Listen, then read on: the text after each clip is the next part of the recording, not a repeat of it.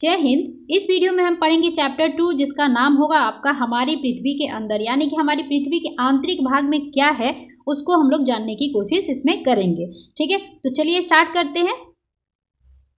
देखिए एनसीईआरटी का यही एक खासियत है, जो भी है लाइन जो है एकदम से एग्जैक्ट दिया रहता है, उससे क्वेश्चंस बन जाते हैं। ठीक है, तो थोड़ा लाइन बाय लाइन भी देखिएगा जहाँ पे मैं बताऊँ। ठीक है, जैसे यहाँ पे दिया है हमारी पृथ्वी एक क्या है, गतिशील ग्रह है। ठीक है, तो यहाँ से आपको एक चीजें जो है क्वेश्चन बन रहे हैं कि हमारी पृथ्वी क्या है, एक गतिशील है। आप सभी को पता है वो अपने अक्ष पे भी और सूर्य के चारों ओर हमेशा जो है क्या करती है, वो चक्कर लगाती रहती है। तो हमेशा वो क्या है, गतिशील है। वैसे भी सौरमंडल में जितने भी ग्रह हैं वो सारे गतिशील हैं। ठीक है, पृथ्वी के साथ साथ इवन आपका जो सैटेलाइट्स होते हैं वो भी गतिशील होते हैं।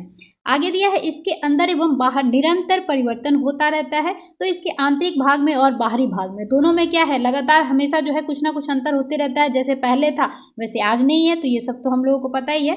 क्या आपने कभी सोचा है कि पृथ्वी के आंतरिक भाग में क्या है, पृथ्वी किन पदार्थों से बनी है? तो ये हमें सोचने को कह रहा है कि पृथ्वी के हम जिस पृथ्वी पर हम और आप खड़े हैं उस पृथ्वी के अंदर क्या है, यानी आंतरिक भाग में क्या है, इसको जानने की कोशिश करने के लिए वो कह रहा है। और आखिर है कुछ तो वो किस पदार्थों से बना है, ये भी देखने की बात हम करेंगे इसमें। तो थोड़ा सा हम एनसीईआरटी के बढ़ने से पहले थोड़ी सी एक ओवरव्यू लेते चलते हैं पृथ्वी के बारे में, उसके बाद हम इस चैप्टर को आगे करेंगे। ठीक है, जैसे कुछ चीजें हैं जो इसमें क्लियर ज्यादा अच्छे से हो जाएंगी। चलिए यहाँ पे करते हैं। जैसे देखिए ये वाला आंतरिक भाग है ना, हम इसी को लेके चलेंगे। इसको हम क्या करते हैं, बाहर निकाल लेते हैं जैसे। ठीक है, आप ये ध्यान रखिएगा कि ये हमने जैसे बाहर निकाल लिया हो, है ना, कहीं पे यहाँ पे उस वाले पार्ट को हमने बाहर ले लिया यहाँ पे। ठीक है, ध्यान रखिएगा। अब क्या होता है, इसको चुपचाप से आपको क्या करना है, 3 भागों में पहले बांट देना है। जैसे कि एक भाग ये हो गया आपका, दूसरा भाग, चलिए इसको पतला कर देती हूँ थोड़ा, एक भाग ये हो गया, दूसरा भाग ये हो गया, और अंदर जो है ना उसको हम अभी इसका नाम भी मैं लिख देती हूँ। देखिए इस वाले पार्ट को जो है ना कोर कहते हैं। ठीक है, कोर जो मुख्यतः जो है आपका नीफे का बना होता है। ठीक है, थोड़ा सा ओवरव्यू लेते चलेंगे तो चैप्टर पढ़ने में आसानी हो जाएगी आपके लिए। ये नीफे का बना होता है, यानी कि निकेल और फेरस से बना होता है। उसमें भी ज्यादातर क्या पाया जाता है, तो फेरस पाया जाता है। ठीक है, दूसरे नंबर पे जो आपका है ना, इसको हम कहते हैं मेंटल।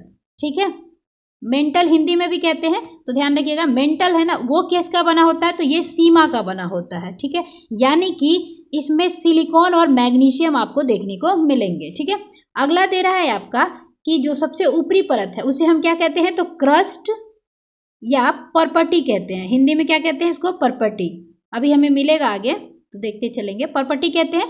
तो ध्यान रखिएगा ये वाला जो क्रस्ट या परपटी है ना वो किससे बना होता है मुख्यतः, तो ये बना होता है सियाल, SIAL, है ना, यानी कि सिलिकॉन और एल्यूमिनियम का मात्रा जो है इसमें देखने को आपको ज़्यादा मिलता है। ठीक है, देखिए जो मुख्यतः चीज़ें पदार्थ जो है पाई जाती हैं उसको दे दिया जाता है कि क्रस्ट में जैसे सियाल और एल्यूमिनियम पाया जाएगा, मेंटल में आप देखेंगे सियाल और मैग्नीशियम पाया जाएगा, उसके बाद नीफे और फेरस जो है आपका कोर वाले भाग में पाया जाएगा। एक्चुअली क्या है ना कि आज भी पृथ्वी के बारे में देखिए किससे पता किया जाता है कि इसके आंतरिक भाग में क्या है। जैसे कि आप देखेंगे तापमान, ठीक है, तापमान हो गया आपका, घनत्व हो गया, मतलब इन तत्वों के अनुसार जो है इन चीज़ों को क्या किया जाता है, आकलन किया जाता है। उसके बाद आकलन करने के बाद जो है हम अंदाज़ा लगा पाते हैं कि हमारी पृथ्वी के आंतरिक भाग में क्या है। जैसे कि तापमान हो गया, घनत्व हो गया, दाब हो गया आपका, उसके बाद आपको भूकंपी तरंगे हो गई, है ना, भूकंपी तरंगे, ज्वालामुखी हो गया, क्योंकि ज्वालामुखी जब धरती से बाहर निकलता है तो उससे भी हम देख पाते हैं कि इसके अंदर क्या होगा, वही तो उगलेगा ना वो जब अंदर होगा उसके, तो इससे भी हम लोग थोड़ा सा अंदाजा लगा पाते हैं। आज भी जो वैज्ञानिक है ना, पृथ्वी की जो ये आपकी आंतरिक सतह है या आंतरिक भाग है, इसकी मोटाई पे इसके अंदर क्या क्या पाया जाता है एग्जैक्ट बताने में जो है अभी भी असमर्थ है, सबकी सहमति एक नहीं है। ठीक है, ध्यान रखिएगा। अब हमने ये चीज़ देख लिया कि ऊपरी भाग को क्या कहते हैं हम, जो ठोस भाग होगा ना उसे हम परपटी कहते हैं, और जिसे हम क्रस्ट इंग्लिश में कहते हैं, वो मुख्यतः किन वो से बना हुआ है, तो सियाल यानी कि सिलिकॉन और एल्यूमिनियम से बना हुआ है। ठीक है, एल्यूमिना। आगे देखेंगे दूसरा जो परत है उसको हम मेंटल कहते हैं। तो वो किससे बना है, तो सीमा से बना हुआ। ये चीज़ें जो है क्वेश्चन एग्जाम में बन जाते हैं, अभी ही एग्जाम में पूछा गया था। ये आपका समुद्री महाद्वीपीय वाला जैसे मैग्नीशियम वगैरह पाया जाता है, जो हम आगे अभी देखेंगे, ठीक है। अब एक चीज़ और आपको इसमें याद रखते चलना है कि जैसे कि ये हमने आंतरिक भाग देखा था, ठीक है। तो अब पूछा जाए कि क्रस्ट जो है आपका ऊपरी परत जो क्रस्ट है उसकी मोटाई कितनी है ना, ये पतला ही है। तो इसकी मोटाई देखिए 0 से लेके 34 किलोमीटर है। 34 या 35 किलोमीटर भी कहीं कहीं लिखा मिलता है, तो वो देख लीजिएगा, ठीक है।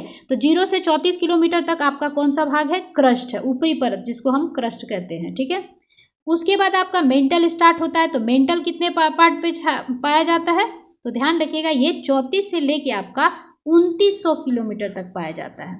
मतलब इसकी मोटाई पूछी जा सकती है, कभी कभी एग्जाम में जो है पूछ दिया जाता है। तो याद रखिएगा ये जो मेंटल है ना, मेंटल ये कितना पाया जाता है, तो 34 से लेके 2900 किलोमीटर के बीच जो है इसकी मोटाई पाई जाती है। अब देखेंगे 2900 किलोमीटर से लेके आपका पृथ्वी की त्रिज्या आप सभी को पता ही होगा 6370 या लगभग 6400 जो है किलोमीटर, याद रखते हैं सब कोई, ठीक है। तो आंतरिक भाग जो है ना आपका, आंतरिक भाग ये वाला जो पार्ट है आपका ये 2900 से लेके 6370 या आप कहीं कहीं देखेंगे 6400 भी लिखा रहता है, तो ये किलोमीटर तक जो है पाया जाता है। यही हमारे पृथ्वी की क्या हो गई, ये त्रिज्या हो जाती है ना।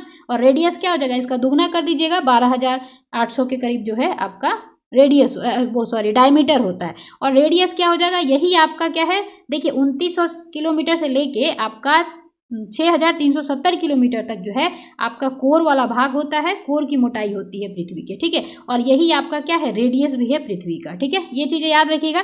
कभी कभी एग्जाम में जो है आपका ये जो नंबर्स दिए हैं ना कि मोटाई कितनी है, तो क्रस्ट की मोटाई 0 से 34 किलोमीटर और मेंटल की मोटाई आपकी 34 किलोमीटर से 2900 किलोमीटर हो गया। और 2900 किलोमीटर से जो है कोर स्टार्ट हो जाता है, जो कि 6370 किलोमीटर तक जो है पाया जाता है, ठीक है। तो ये चीज़ें थोड़ा सा ध्यान रखिएगा आप लोग, ठीक है। अब कोर वाला पार्ट जो है ना, अब देखिए क्या है, आप सभी को मैंने पीछे वीडियो में भी पढ़ा दिया था। अब मैं इसको एक इससे ले लेती हूँ। जैसे हम पृथ्वी की जैसे जैसे डेप्थ की तरफ मूव करेंगे ना, यानी कि गहराई में जाएंगे, तो क्या होगा कि 32 मीटर अगर आप तय कर लेते हैं डेप्थ, तो आपका 32 मीटर पे जो है 1 डिग्री सेल्सियस, ठीक है, 1 डिग्री सेल्सियस का तापमान जो है बढ़ जाता है, ठीक है, प्लस होता है, ध्यान रखिएगा प्लस होता है। जबकि वायुमंडल में 165 मीटर आप जाएंगे तो क्या होगा, माइनस होगा 1 डिग्री। लेकिन हम जब धरती के डेप्थ में जाते हैं ना पृथ्वी के, तो हमारा जो टेम्परेचर है वो 32 मीटर अगर तय कर लेते हैं, तो 1 डिग्री सेल्सियस जो है आपका टेम्परेचर क्या होता है, बढ़ जाता है। ध्यान रखिएगा प्लस होता है, एक चीज़ याद रखना है आपको। और ये अंक भी याद रखना है कि 32 मीटर पे 1 डिग्री सेल्सियस जो है टेम्परेचर का बढ़ोतरी होता है, ठीक है, बढ़ जाता है। तो अब जब हम बढ़ रहे हैं, तापमान, घनत्व, तो ये सब चीज़ें जो है बढ़ती जाती हैं। तापमान भी बढ़ता है, घनत्व भी बढ़ता है, ठीक है, डेंसिटी जो है बढ़ती जाती है। तो अब खुद सोचिए, जब हम नीचे बढ़ेंगे तो जब ऊपरी वाला पार्ट जो है हमारा ये स्थल पार्ट में है, ये ठोस में पाया जा रहा है, तो सिंपल सी बात है नीचे जैसे जैसे बढ़ेंगे वैसे वैसे ठोस की मात्रा जो है कम होती जाएगी। तो आप देखेंगे मेंटल जो है ये क्या होता है, सेमी ठोस होता है, मतलब कि आधा, मतलब लिक्विड टाइप का थोड़ा सा स्टार्ट हो जाता है मेंटल में, ठीक है। उसके बाद आप देखेंगे यहाँ पे जब आएंगे नीचे वाले कोर वाले पार्ट में, तो ये जो है आते आते ये द्रव की मात्रा में जो है बदल जाता है। तो बिल्कुल जो आपको उससे पूछा जाए कि कोर वाला पार्ट जो है मतलब किस स्थिति में पाया जाता है, किस अवस्थिति में पाया जाता है, तो ध्यान रखिएगा द्रव या प्लास्टिड में जो है आपको ये देखने को मिलता है, ठीक है, ध्यान रखिएगा। तो ये नीचे क्या होगा, जब टेम्परेचर बढ़ेगा ही तो सिंपल सी बात है क्या होगा, आपका वो द्रवित हो जाएगा। जो आपके ठोस वाले पार्ट है वो इतना ना टेम्परेचर हाई हो जाता है, वहाँ पे तापमान इतना बढ़ जाता है कि वो गल जाते हैं, ठीक है। तो गल जाएंगे तो वो नीचे जाते जाते आपका द्रव की अवस्था में वो जो है बदल जाते हैं, ठीक है। तो सबसे ठोस वाला भाग कौन होगा, तो सिंपल सी बात है, जब जो ऊपर वाला पार्ट है वो सबसे ठोस होगा। ये चीज़ तो आप समझ गए होंगे ना। और ये भी याद रखिएगा कि कई बार एग्जाम में ये पूछा जाता है कि हम जब पृथ्वी के आंतरिक भाग से ऊपर की तरफ बढ़ते हैं, है ना, दूसरा कलर ले लेती हूँ मैं यहाँ पे। जब पृथ्वी के आंतरिक भाग से हम ऊपर की तरफ बढ़ते हैं तो क्या होगा, जब हम ऊपर की ओर बढ़ेंगे ना, तो ध्यान रखिएगा, जब हम ऊपर, ये व्हाइट ले लिया क्या मैंने, अच्छा मिट रहा है वो, ठीक है। जब हम ऊपर की ओर बढ़ेंगे तो क्या होगा, टेम्परेचर जो है आपका घटेगा, है ना। जब हम नीचे मूव कर रहे हैं तो टेम्परेचर बढ़ रहा है, तो हम जब ऊपर मूव करेंगे तो टेम्परेचर यानी कि घटेगा। तो सबसे ज़्यादा टेम्परेचर देखने को कहाँ मिलेगा, कोर वाले पार्ट में है, क्योंकि सबसे ज़्यादा जब हम बढ़ रहे हैं तो नीचे की तरफ जब जा रहे हैं डेप्थ में तो बढ़ रहा है टेम्परेचर, तो सबसे ज़्यादा टेम्परेचर आपको देखने को, तापमान जो घनत्व ये सब कहाँ देखने को ज़्यादा मिलेंगे, तो कोर वाले पार्ट में, ठीक है। और जैसे जैसे हम ऊपर मूव करते हैं यानी कि ठोस वाले पार्ट में, यानी स्थलीय पार्ट जो आपका भूपर पट्टी है या क्रस्ट वाला पार्ट है, वहाँ पर आपको टेम्परेचर कम देखने को मिलेगा, ठीक है। तो ये चीज़ें याद रखिएगा, घनत्व भी वैसे ही कम होते जाएगा। अगर नीचे की तरफ बढ़ेंगे तो बढ़ता जाएगा, ऊपर की तरफ जाएंगे तो घटता जाएगा आपका घनत्व। अब चलिए घनत्व का याद आया तो ये भी बता ही देती हूँ यहीं पे। जैसे कि देखिए पृथ्वी का ये 3 भाग हमने देख ही लिया, एक भाग हो गया आपका क्रस्ट, एक भाग हो गया मेंटल, एक भाग हो गया आपका कोर। तो लगभग पृथ्वी की औसत जो आपकी घनत्व होती है ना, तो ये भी याद रखिएगा, डेंसिटी जो है औसत एवरेज डेंसिटी, तो ये थोड़ा सा आप लोग याद रखिएगा, क्योंकि कई बार एग्जाम में जो है ये पूछा गया है कि पृथ्वी का औसत घनत्व क्या है। ये मिट गया। तो पृथ्वी का औसत घनत्व कितना है, औसत घनत्व 5.5 ग्राम प्रति सेंटीमीटर क्यूब। ध्यान रखिएगा ये 5.5 जो है आपको याद रखना है, ये नंबर जो है बहुत इंपॉर्टेंट है। कई बार पूछा गया है कि पृथ्वी के आंतरिक भाग का जो है आपका पृथ्वी का औसत घनत्व कितना है, तो 5.5 ग्राम प्रति सेंटीमीटर क्यूब, है ना। कहीं आप देखेंगे ये आपको मिल जाएगा कि G/cc भी लिखा रहता है, ठीक है। तो यही होता है वो चीज़ें, ठीक है। अब ये याद हो गया होगा आपको कि औसत घनत्व कितना है। तो औसत घनत्व जब 5.5 ग्राम प्रति सेंटीमीटर क्यूब है, क्यूब आयतन में हम लोग मापते हैं, तो इसलिए ये क्यूब होगा, ये भी थोड़ा सा आप लोग ध्यान रखिएगा, सेंटीमीटर क्यूब। अब जब हमने ये घनत्व जो है आपका औसत देख लिया, तो ये भी देखते चलते हैं कि जब ऊपरी वाले पार्ट का कितना होता है, तो क्रस्ट वाला जो पार्ट है ना आपका, इसका होता है 2.7, कहीं कहीं आपको 2.5 या 3 भी मिल सकता है, तो 2.7 G/cc, या इसको आपका ये 2.7 ग्राम प्रति सेंटीमीटर क्यूब, ठीक है। तो ये क्रस्ट वाले का घनत्व कितना होता है, तो ये याद रखिएगा, ये वाला 2.7 ग्राम प्रति सेंटीमीटर क्यूब होता है। और वहीं जो बीच वाला मेंटल है आपका, उसका लगभग 3 जो होता है आपका, होता है इसका ग्राम प्रति सेंटीमीटर क्यूब, ठीक है। अब ये कोर वाले का थोड़ा सा आप लोग याद रखिएगा, क्योंकि कोर वाला जो है ना, इसका सबसे ज़्यादा घनत्व पाया जाता है। तो इसका घनत्व कितना होता है, कोर वाले का जो है ना, लगभग 13 ग्राम प्रति सेंटीमीटर क्यूब जो है इसका घनत्व होता है, ठीक है। तो ये ऊपर वाला और बीच वाला सबसे कोर वाले पार्ट का थोड़ा सा आप लोग याद रखिएगा कि इसका घनत्व कितना होता है।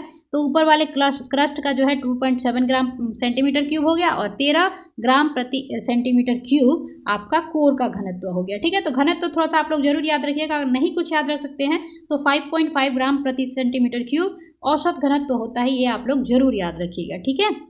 अब ये देखिए, तो थोड़ा सा ये भी देखते चलते हैं, क्योंकि कभी कभी एग्जाम में पूछ दिया जाता है। जैसे कि ये देखेंगे आप, जो ऊपर वाला पार्ट है जिसे हम क्रस्ट कहते हैं, ठीक है ना, क्रस्ट, और नीचे वाला जो भाग है आपको उसको मेंटल कहते हैं ना, मेंटल, और नीचे वाले भाग को क्या कहते हैं, कोर कहते हैं। तो थोड़ा सा आप लोग कोर को ना 2 भागों में बांट लीजिएगा। जैसे कि देखिए, आपको कोर को क्या करना है, 2 भागों में बांट लेना है। जो अंदर वाला पार्ट जो होगा, इसको हम कहेंगे आंतरिक कोर, ठीक है, आंतरिक क्रोड, ठीक है। और इस ऊपर वाले को जो है ना, ये वाला भाग जो है, हम इसे कहेंगे बाह्य क्रोड, ठीक है। तो थोड़ा सा ये देख लीजिएगा आप लोग कि इसको हम 2 भागों में बांट दे रहे हैं। अब इसलिए मैंने बांट के इसको बताया, क्योंकि कभी कभी एग्जाम में पूछ दिया जाता है कि आपका जो है लेह-मैन असंबद्धता या लेह-मैन डिसकंटिन्यूटी कहाँ पाया जाता है। तो ये वाला जहाँ जुड़ रहा है ना, ये वाला, इसको हम कहते हैं लेह-मैन असंबद्धता कहिए या डिसकंटिन्यूटी कहिए, ठीक है। वहां से मतलब कि ये क्या होते हैं, जुड़ते हैं एक दूसरे के साथ, ठीक है, डिसकंटिन्यूटी, ठीक है। तो इसको क्या कहते हैं, यहाँ पे जो बाह्य क्रोड और आंतरिक क्रोड जहाँ पे मिलता है उसको हम कहते हैं लेह-मैन डिसकंटिन्यूटी या लेह-मैन असंबद्धता, ठीक है। अब जहाँ पे मेंटल और क्रस्ट में बाह्य क्रोड और आपका मेंटल मिल रहा है, तो उसको हम क्या कहते हैं, तो वो भी ध्यान रखिएगा, कभी एग्जाम में जो है कभी कभी पूछ दिया जाता है, ठीक है। तो इसको कहते हैं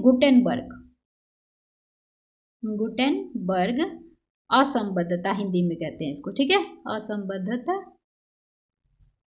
ध्यान रखिएगा। असंबद्धता हो गया, ये स है। अब देखिए मेंटल और क्रस्ट भी तो कहीं पे मिल रहे हैं ना, तो मेंटल और क्रस्ट कहाँ पे मिल रहे हैं, यहाँ पे मिल रहे हैं, ठीक है।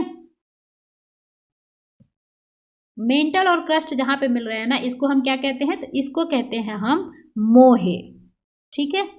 मोहे डिसकंटिन्यूटी या असंबद्धता, डिसकंटिन्यूटी, ठीक है, समझ गए होंगे आप लोग। यहाँ पे मोहे डिसकंटिन्यूटी ये किसके बीच में आएगा, तो मेंटल और क्रस्ट के बीच में आएगा। वहीं पे आप गुटेनबर्ग किसके किसके बीच आएगा, तो मेंटल और बाह्य क्रोड के बीच में आएगा। और जब बाह्य क्रोड और आंतरिक क्रोड जहां मिल रहे होंगे उसको हम लेहमैन डिसकंटिन्यूटी कहते हैं। एक्चुअली ये मोहे, गुटेनबर्ग, लेहमैन ये सब उन्हीं के नाम पे है जिन्होंने ये मतलब किनको सर्च किया था, यानी कि खोजा था या बताया था, ठीक है, उन्हीं के नाम पे। तो ये सब चीजें थोड़ा सा आप लोग याद रखिएगा। ओके, अब इसमें मुझे नहीं लगता है पृथ्वी के बारे में और कुछ इसमें जोड़ना चाहिए हमें, ठीक है। तो चलिए हम लोग आगे चलते हैं, ठीक है। अब हम चैप्टर को पढ़ेंगे तो फटाफट खत्म करेंगे, जिससे कि है आपको समझ में भी आएगा, ठीक है। अब देखिए जैसे इमेज दिया है यहाँ पे कि ये वाला पार्ट है तो इसको ये वाला को मेंटल कहते हैं, येलो कलर से जो दिखाया जा रहा है, रेड कलर से आपको दिखाया जा रहा है, इसको कोर कहते हैं, क्रोड।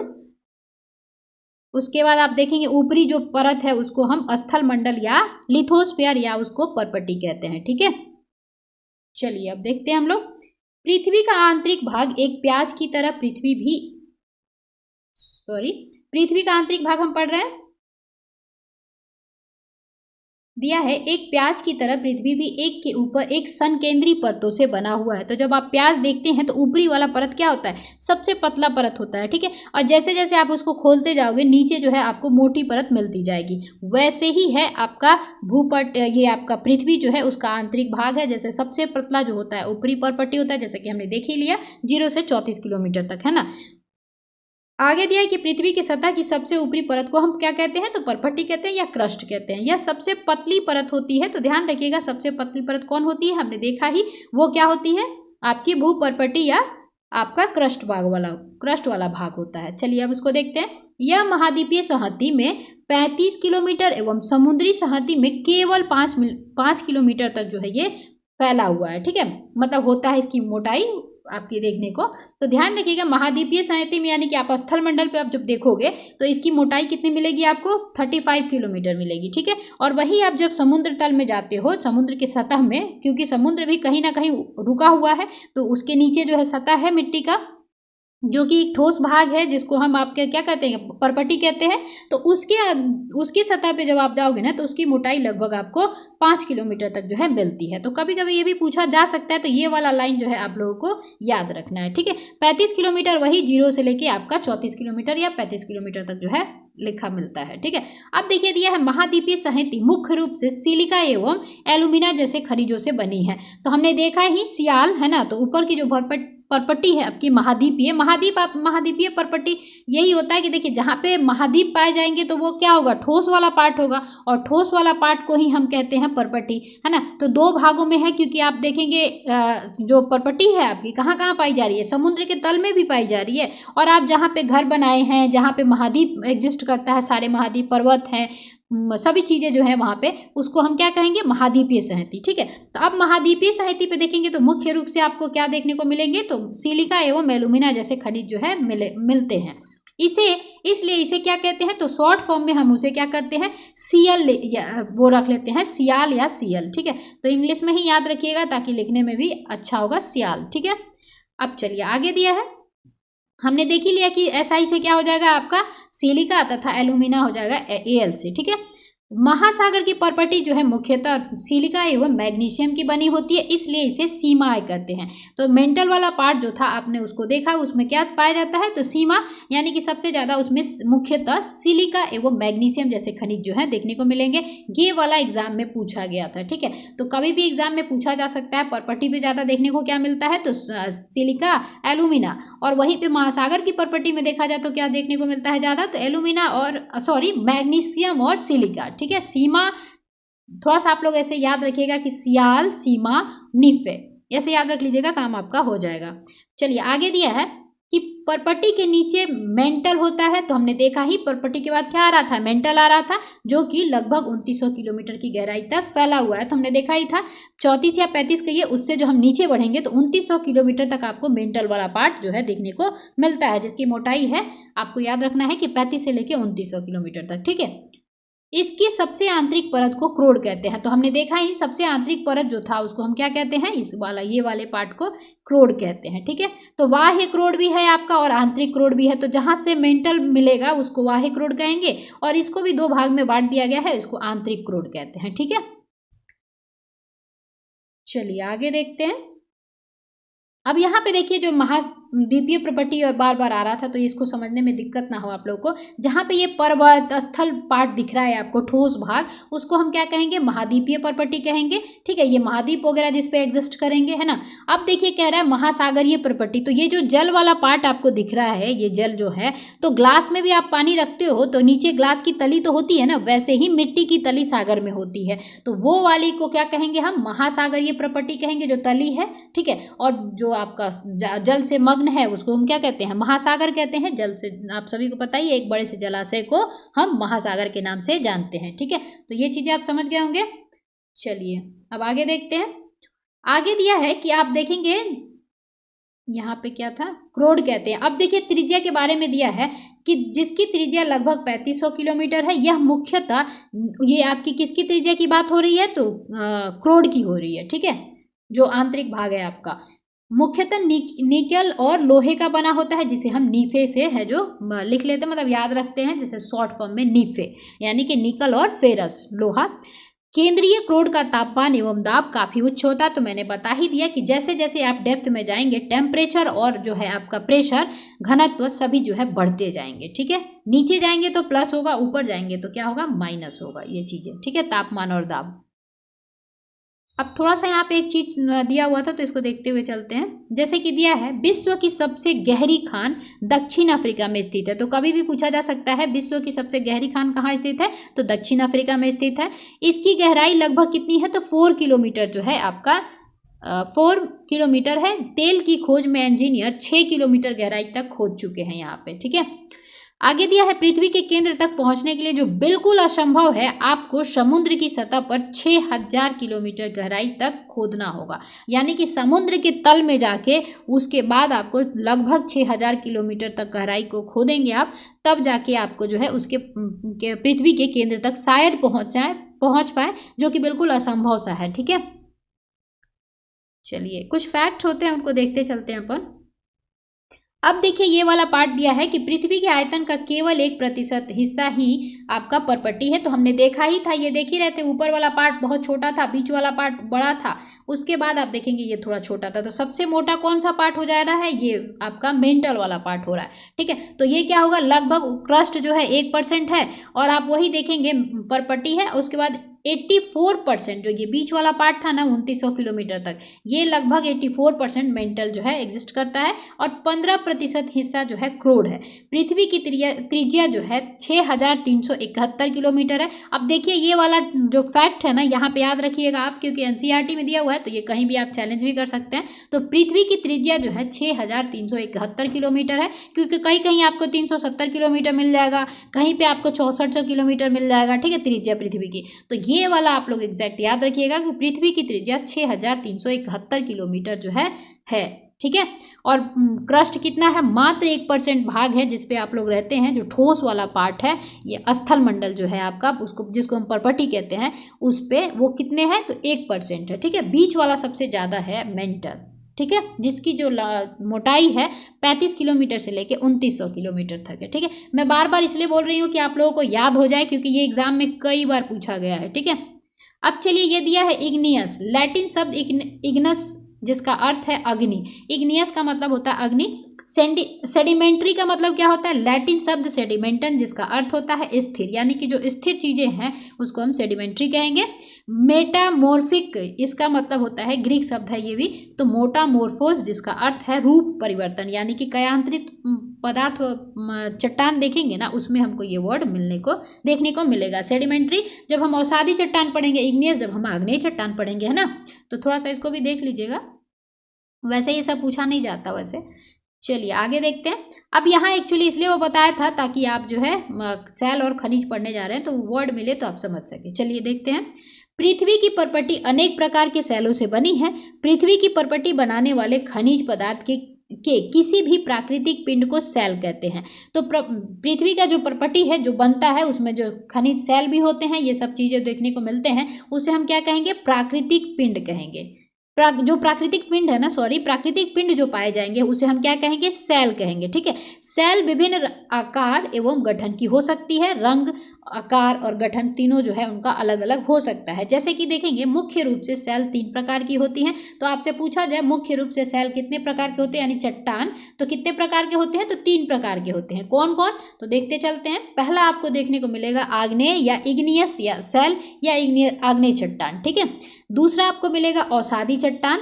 ठीक है। तीसरा मिलेगा कायांतरित चट्टान। कायांतरित को मेटामॉर्फिक कहते हैं। सेडिमेंट्री औषधि को कहते हैं इंग्लिश में। आग्नेय चट्टान को इग्नियस सेल कहते हैं। ठीक है। चलिए आगे देखते हैं। दिया है कि द्रवित मैग्मा ठंडा होकर ठोस हो जाता है। इस प्रकार बने सेल को आग्नेय सेल कहते हैं। देखती हूँ मैं इसमें इसका इमेज दिया हुआ है कि नहीं, है ना? नहीं दिया हुआ है, कोई बात नहीं। चलिए देखते हैं।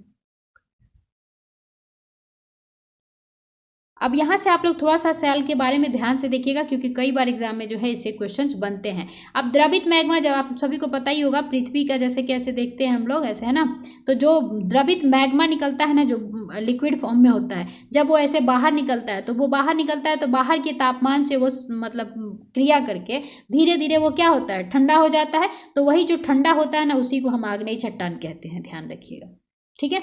तो वही चीज आगे दिया है कि द्रवित मैग्मा ठंडा होकर ठोस हो जाता है। इस प्रकार बने सेल को आग्नेय सेल कहते हैं। अब जो ज्वालामुखी से निकलता है मैग्मा तो उसको हम क्या कहेंगे? ज्वालामुखी निकलती है तो आग की तरह देखेंगे या आप दहकता हुआ निकलता है तो उसे हम क्या कहेंगे? आग्नेय सेल कहेंगे। इन्हें प्राथमिक सेल भी कहते हैं, तो इन्हें हम प्राथमिक सेल भी कहते हैं। और आग्नेय सेल जो होते हैं 2 प्रकार की होती हैं, जो कि अंतर्भेदी सेल एवं बहिर्भेदी सेल। अब यहाँ आपसे 2 चीजें याद रखनी है आपको कि आग्नेय सेल जो होता है ना उसको हम प्राथमिक सेल भी कहते हैं और इसमें भी हम आग्नेय सेल को 2 प्रकार से बांटते हैं, जैसे कि एक अंतर्भेदी एवं बहिर्भेदी सेल। ठीक है। ये थोड़ा सा याद रखिएगा आप लोग। और कई बार एग्जाम में ये भी पूछा गया है कि पृथ्वी के आंतरिक भाग से क्या निकलता है? मैग्मा निकलता है, ध्यान रखिएगा। ठीक है। जो ऊपर आके आपका ठोस बनेगा तो उसको हम क्या कहेंगे? सेल कहेंगे। ठीक है। अब दिया है, क्या आप ज्वालामुखी से निकलने वाले लावा की कल्पना कर सकते हैं? वास्तव में आग की तरह लाल द्रवित यानी कि लिक्विड फॉर्म में मैग्मा ही लावा है जो पृथ्वी के आंतरिक भाग से निकलकर सतह पर आता है। जब द्रवित लावा पृथ्वी की सतह पर आता है यह तेजी से ठंडा होकर ठोस बन जाता है। प्रॉपर्टी इस प्रकार से बने सेल को बहिर्भेदी आग्नेय सेल कहते हैं। ठीक है। इनकी संरचना बहुत महीन दानों वाली होती है। उदाहरण के लिए बेसाल्ट।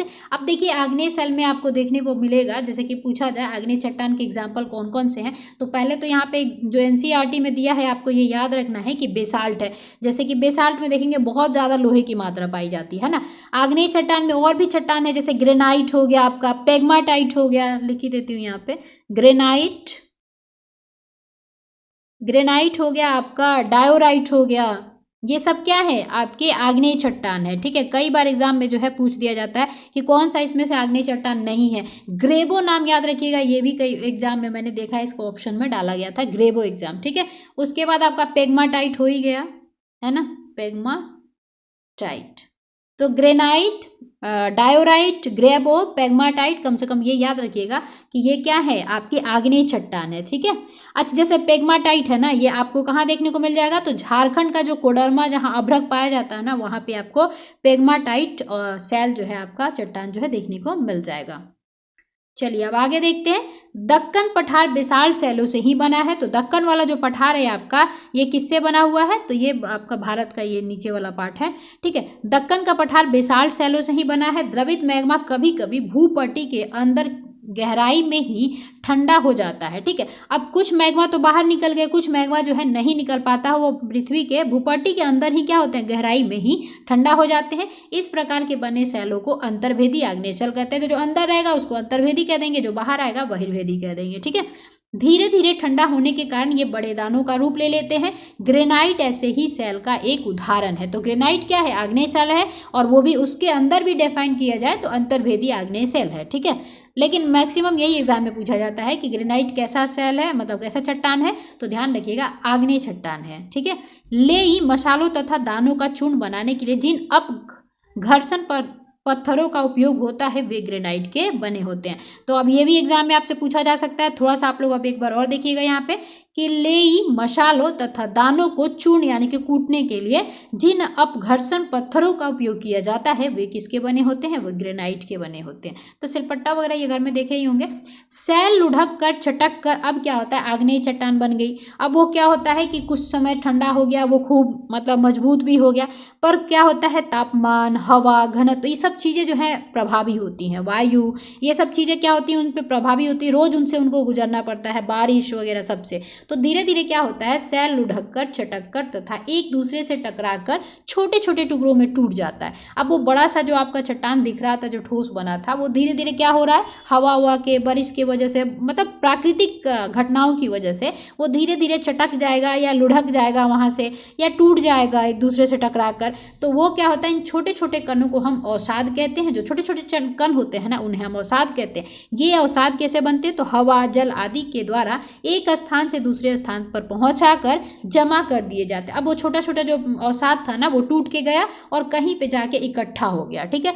ये अदृढ़ अवसाद दबकर एवं कठोर सेल की परत बनाते हैं। अब एक के ऊपर गिरता गया, एक के ऊपर बनता गया, कुछ समय लगा, उसके बाद वो क्या हो गया? कठोर होकर सेल की परत बनाते हैं, यानी कि चट्टानों की परतें बनाते हैं। इस प्रकार की सेलों को हम अवसादी सेल कहते हैं। तो अवसाद जहाँ जमा हो जाएगा, कुछ समय बाद वो कठोर हो जाएगा, तो चट्टान कहने लगेंगे, तो हम उसे अवसादी चट्टान या सेडिमेंट्री आपका रॉक कहते हैं, है ना। उदाहरण के लिए जैसे कि देखेंगे, बलुआ पत्थर रेत के दानों से बनता है। इन सेलों में पौधों, जानवरों एवं अन्य सूक्ष्म जीवाणुओं जो कभी इन सेलों पर रहे हैं के जीवाश्म भी हो सकते हैं। तो आप सभी को पता होना चाहिए कि आपका जो अवसादी सेल है, इसमें जो है खनिज बहुत देखने को मिलते हैं। तो इनकी परतों में जो इनकी परतें होती हैं, तो उसमें क्या होता है? कभी कभी जानवर हो गया या पौधा हो गया, यानी जीव जंतु और वनस्पति के जो सड़ गल जाते हैं ना, तो वो जीवाश्म में बदल जाते हैं। तो उन्हें को हम क्या कहते हैं? जीवाश्म कहते हैं, ठीक है। तो इनमें देखने को आपको मिल सकते हैं। आग्नेय एवं अवसादी सेल उच्च ताप एवं दाब के कारण कयांत्रित सेल में परिवर्तित हो सकती हैं। तो आग्नेय अब चट्टान हुआ, उसके बाद अवसादी चट्टान बना। अब अवसादी सेडिमेंट्री रॉक या आप कहें कि इग्नियस रॉक, उन दोनों का क्या हुआ? उच्च ताप यानी कि टेम्परेचर और प्रेशर की वजह से कयांत्रित सेलों में परिवर्तित हो सकती हैं। तो ये कयांत्रित का मतलब होता है बदल जाना, काया का अंतर हो जाना, या मतलब समझ ही रहे होंगे, कयांत्रित मतलब चेंज हो जाना, परिवर्तन हो जाना, ठीक है। तो वो परिवर्तित हो जाते हैं। अब क्या होगा? उदाहरण के लिए जैसे देखेंगे आप, चिकनी मिट्टी, स्लेट एवं चूना पत्थर संगमरमर के परिवर्तित हो जाता है, संगमरमर में परिवर्तित हो जाता है। तो जैसे आपको देखेंगे, चिकनी मिट्टी स्लेट में और चूना पत्थर संगमरमर में आपका परिवर्तन हो जाता है, जिसे हम कयांत्रित सेलों में देखते हैं, ठीक है। अब यहाँ पे थोड़ा सा इमेज दिया है, तो इसको भी देखते चलते हैं। अब जीवाश्म जैसे कि अभी आया था वर्ड, तो ये क्या है? तो सेलों की परतों में दबे मृत पौधे एवं जंतुओं के अवशेष जो होते हैं, उसको हम जीवाश्म कहते हैं, ठीक है, ध्यान रखिएगा।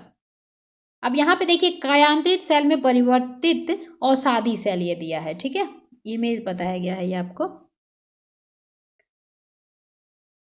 आगे दिया, सेल हमारे लिए बहुत उपयोगी है। तो रॉक हमारे लिए क्या है? बहुत उपयोगी है। कठोर सेलों का उपयोग सड़क, घर एवं इमारत बनाने के लिए किया जाता है। आप पत्थरों का उपयोग कई खेलों में करते हैं। उदाहरण के लिए 7 पत्थर, पिट्टू, चिब्बी डड्डी, स्टापू या किट 5 पत्थर, गिट्टी आदि, ठीक है। आप अपने दादा दादी, माता पिता, पड़ोसियों आदि से पूछकर कुछ अन्य खेलों की जानकारी प्राप्त कीजिए। ये खेल के बारे में बात की जा रही थी, ठीक है, मतलब पत्थरों का यूज बताया जा रहा था। अब यहाँ पे देखिए दे रहा है, अच्छा जैसे आपसे ये है ना, जैसे कि यहाँ पे क्वेश्चन आया, तो अब ये आया आपका जैसे कि आग्नेय चट्टान, ठीक है। तो कभी भी एग्जाम में ये पूछने को आ जाता है, देखने को मिल जाता है कि आग्नेय चट्टान जो है सबसे ये चीज़ ध्यान रखिएगा कि ये सबसे मतलब कि धनी होता है आपका खनिजों के मामले में, ठीक है, जो आपका आग्नेय चट्टान है। जैसे कि आप देखेंगे इसमें क्या क्या मिलने को आपको देखने को मिल जाएगा। तो आपको जस्ता, आग्नेय चट्टान में क्या क्या मिलता है, अगर आप उसको सर्च मतलब करते हैं तो ध्यान रखिएगा, आग्नेय चट्टान में हमें जस्ता, चुंबकीय लोहा, ठीक है, चुंबकीय लोहा, इसके बाद आप निकल, निकेल यानी कि, है ना, निकेल हो गया आपका, तांबा हो गया, तांबा, सीसा, उसके बाद मैग्नीज, प्लैटिनम, उसके बाद आपको और क्या मिल सकता है देखने को, है ना, क्रोमाइट। ये सब चीजें आपको आग्नेय शैल में देखने को मिल जाती हैं, ठीक है। चलिए, अब अवसादी चट्टानें हैं, तो अवसादी चट्टानों का देखिए कहाँ कहाँ, जैसे कि दामोदर महानदी, गोदावरी बेसिन के जो है अवसादी शैले में कोयला पाई जाती है ना। अब यहाँ पे वही दिया था ना यूज, इसलिए मैंने उसको बता दिया, ठीक है।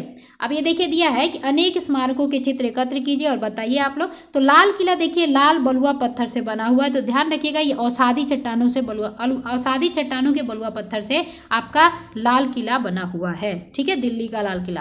ताजमहल कहाँ है, आपको आगरा में है, सफेद संगमरमर से ये बना हुआ है। तो ये संगमरमर क्या है, कायांतरित चट्टान से बनता है संगमरमर, ठीक है। आपको जानकर आश्चर्य होगा कि किन्हीं निश्चित दशाओं में एक प्रकार की सेल चक्रीय तरीके से एक दूसरे में परिवर्तित हो जाते हैं।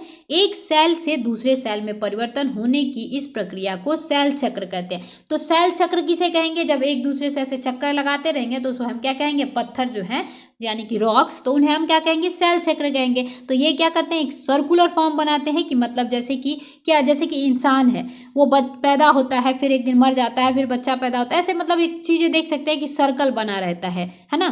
तो वैसे ही ये क्या है कि सर्कल बना हुआ है, जैसे कि आप देखेंगे, है ना, अभी अभी इमेज में हम देखेंगे। आप जानते हैं कि द्रवित मैग्मा ठंडा होकर ठोस आग्नेय सेल बन जाता है। तो आप सभी को देखा ही कि द्रवित मैग्मा जो बाहर निकलता है उसके बाद वो जम जाता है, उसको हम आग्नेय चट्टान कहते हैं, ठीक है। अब ये आग्नेय चट्टान क्या होता है, छोटे छोटे टुकड़ों में टूटेगा, जिसको हम अवसाद कहेंगे, और वो जाके कहीं एक स्थानांतरित होकर अवसादी सेल का निर्माण करेंगे, ठीक है। ताप एवं दाब के कारण ये आग्नेय और अवसादी सेल जो है कायांतरित सेल में बदल जाएंगे। अब ये दोनों क्या करेंगे, जो आपके आग्नेय चट्टान था और अवसादी चट्टान था, वो दोनों मतलब कयांतरित होकर किस में बदल गए, मतलब टूट फूट कर ताप और दाब के कारण, तो कयांतरित सेल कहलाने लगे। अब क्या होगा, अत्यधिक ताप एवं दाब के कारण कयांतरित सेल पुनः पिघल कर, जानते हैं क्या हो जाता है, मैग्मा बन जाता है, ठीक है। तो यह द्रवित मैग्मा फिर आपका मैग्मा पे आ गया, तो आप समझ गए कि वहीं पे थे, वहीं पे मैग्मा पे आप आ गए। जैसे कि यहाँ पे इमेज दिया है अच्छे से, तो इसको हम देखते चलते हैं। जैसे देखिए ये आपका मैग्मा निकल रहा है, ठीक है, ये मैग्मा निकल के क्या हुआ, आपका ऊपर नीचे यहाँ पे फैल गया, सब फैल के ये क्या बना दिया, आग्नेय चट्टान बना दिया, ठीक है। अब ये जब आग्नेय चट्टान बनाया तो ये क्या हुआ, फिर कुछ समय के बाद हवा, ताप पर, प्राकृतिक आपके घटनाओं की वजह से क्या हुआ, ये टूटकर छोटे मोटे में अवसाद में बदल गया, तलछट हो गया, इसका टूट फूट हुआ इसका। अब ये टूट फूट वाला पार्ट जो है ये क्या करेगा, ये जाके आपको इसमें जाके जुड़ जाएगा, ठीक है। अब एक जगह जब ये इकट्ठा हो जाएंगे, दर परत पर परत परत परत परत ऐसे पड़ जाएंगे, लेयर के ऊपर लेयर, तो इसे हम कहेंगे अवसादी सेल, ठीक है। अब अवसादी सेल में भी क्या होगा कि ये फिर आपका ताप और दाब की वजह से ये कयांतरित सेल में बदल जाएंगे, ठीक है। तो कयांतरित सेल में देखिए थोड़ा सा ऐसा टूट फूट का टाइप का दिख रहा है। अब कयांतरित सेल क्या होगा, फिर इसमें ताप और दाब पड़ेगा, प्रकृति की आप जानते ही हैं चेंजिंग होते रहते हैं। अब वो फिर दाब वगैरह और ताप बढ़ा, तो उसकी वजह से ये क्या हुआ, पिघल कर फिर से ये किस में आ गया, मैग्मा के रूप में आ गया, ठीक है। तो आप जहाँ पे मैग्मा पे खड़े थे वहीं पे आके फिर मैग्मा पे रुक गए, तो फिर मैग्मा से ये प्रोसेस चालू होगा, तो ये क्या होगा, एक लूप का तैयार कर रहा है ना। तो सर्कल फॉर्म में आप एक लूप देख रहे हैं, है ना, आपको क्या देखने को मिला, एक लूप देखने को मिला, ठीक है। तो ये आप समझ गए होंगे कि ये सेल चक्र कहा जाता है, जिसे आप मतलब बाहर आने के लिए ब्रेकआउट करना पड़ता है। आप जब लूप से प्रोग्राम पढ़ेंगे तो देखेंगे, डू वाइल फॉर लूप होता है। चलिए अब यहाँ पे देखिए एक चीज़ और देखना है कि यहाँ पे आपको देखिए क्या दिया है कि यहाँ इससे बना है आपका अवसादी सेल। अवसादी सेल फिर टूट के अगर बन जाता है तो उसको अवसाद में हम बदल सकते हैं, ठीक है। चलिए आगे देखते हैं। अब आगे दिया है सेल विभिन्न खनिजों से बनी होती है। खनिज प्राकृतिक रूप से पाए जाने वाले पदार्थ हैं जिनका निश्चित भौतिक गुण एवं निश्चित रासायनिक मिश्रण होता है, ठीक है। खनिज मानव जाति के लिए बहुत महत्वपूर्ण है, तो आप सभी को पता ही है। कुछ का उपयोग ईंधन की तरह होता है, जैसे कोयला, प्राकृतिक गैस एवं पेट्रोलियम। अच्छा, आपको कोयला, प्राकृतिक गैस एवं पेट्रोलियम देखने को कहाँ मिलेंगे? तो अवसादी चट्टानों में मिलेंगे। ठीक है, इनका उपयोग उद्योगों, औषधि एवं उर्वरक के रूप में भी किया जाता है, जैसे कि आपको लोहा हो गया, एल्यूमिनियम हो गया, सोना हो गया, यूरेनियम हो गया, ये सब आपको कहाँ देखने को मिलेंगे? आग्नेय चट्टान में देखने को मिलेंगे। ठीक है, तो हमारे लिए खनिज बहुत इंपॉर्टेंट है। अब देखिए यहाँ पे दिया है कि आपके राज्य में कौन से खनिज ज़्यादा पाए जाते हैं, अपनी कक्षा में दिखाने के लिए कुछ नमूने एकत्रित कीजिए। जैसे कि आप देखेंगे झारखंड में अभ्रक देखने को मिलता है, कोयला देखने को मिलता है, ये सब चीज़ें आप बता सकते हैं। ठीक है, मैग्नीज वगैरह मध्य प्रदेश में ज़्यादा देखने को मिलता है, और पन्ना में हीरा देखने को मिलता है। बस इंडिया में एक ही जगह हीरा पाया जाता है, पन्ना मध्य प्रदेश में। ठीक है, चलिए यहाँ पे आपका चैप्टर जो है समाप्त होता है। तो अगर वीडियो पसंद आई हो तो आप लोग लाइक ज़रूर कीजिएगा। तो चलिए मिलते हैं अगले वीडियो में, तब तक के लिए जय हिंद।